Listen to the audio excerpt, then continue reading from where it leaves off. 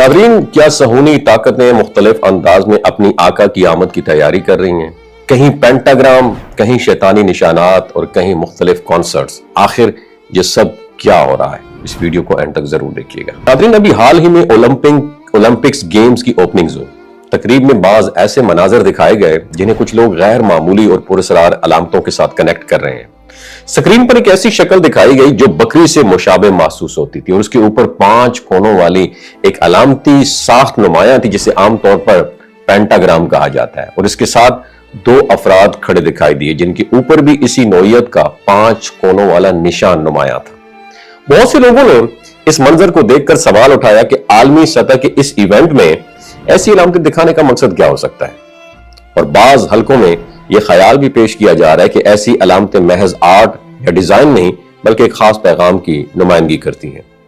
ان کے مطابق جب دنیا بھر کی نظر ایک ہی سٹیج پر مرکوز ہوتی ہیں تو جو کچھ دکھایا جاتا ہے وہ صرف انٹرٹینمنٹ نہیں بلکہ ایک علامتی اظہار بھی ہو سکتا ہے، اور اسی بنیاد پر کچھ لوگ اسے آنے والی واقعات کی طرف اشارہ سمجھتے ہیں۔ جیسے حال ہی میں ایپسٹین فائلز ریلیز ہوئی،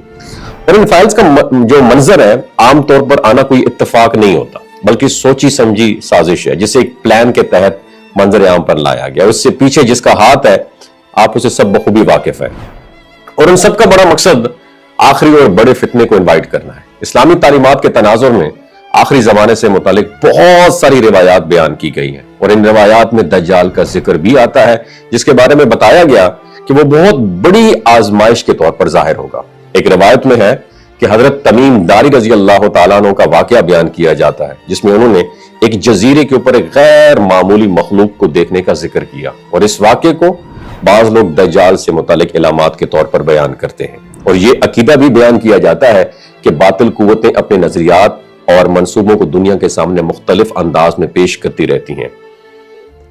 جب عالمی سطح کے پروگرام ہوتے ہیں تو انہیں ایک ایسا موقع سمجھا جاتا ہے جہاں پوری دنیا کی توجہ ایک جگہ فوکسڈ ہو جاتی ہے۔ اس لیے کچھ لوگوں کا خیال ہے کہ بعض علامتوں کے ذریعے ایک خاص نظریہ یا تصور پیش کیا جاتا ہے، اور اسلامی عقیدہ یہ ہے کہ حق اور باطل کی کشمکش ہمیشہ سے جاری رہی ہے اور رہے گی، اور یہ بھی ایمان کا حصہ ہے کہ حضرت عیسیٰ علیہ السلام دوبارہ تشریف لائیں گے اور باطل قوتوں کا خاتمہ کریں گے، اور یہ تعلیم انسان کو امید اور ثابت قدمی کا درس دیتی ہے کہ آخرکار سچائی ہی غالب آئے گی۔ قرآن مجید میں ایک واقعہ حضرت الیاس علیہ السلام کی قوم کے بارے میں بیان کیا گیا ہے جنہوں نے اللہ تعالیٰ کو چھوڑ کر ایک بت بال کو پکارنا شروع کر دیا تھا۔ وہاں انہیں سمجھایا گیا تھا کہ خالق کو چھوڑ کر کسی کو پکارنا گمراہی ہے، اور اس واقعے کا پیغام یہ ہے کہ انسان کو اپنی توجہ صرف اپنے رب کی طرف رکھنی چاہیے اور ظاہری چیزوں یا علامتوں سے متاثر ہو کر اپنے عقیدے میں کمزوری نہیں آنے دینی چاہیے، اور انسان کے اندر وسوسوں اور خیالات کی ایک دنیا موجود ہوتی ہے۔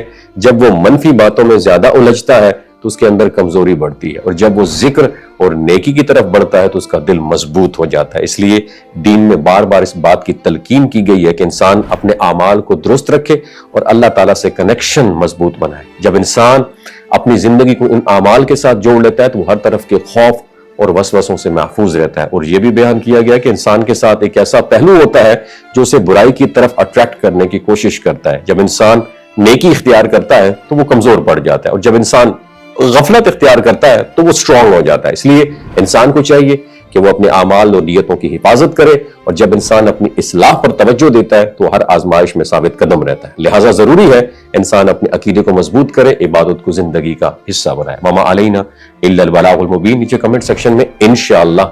ضرور مینشن کیجیے گا۔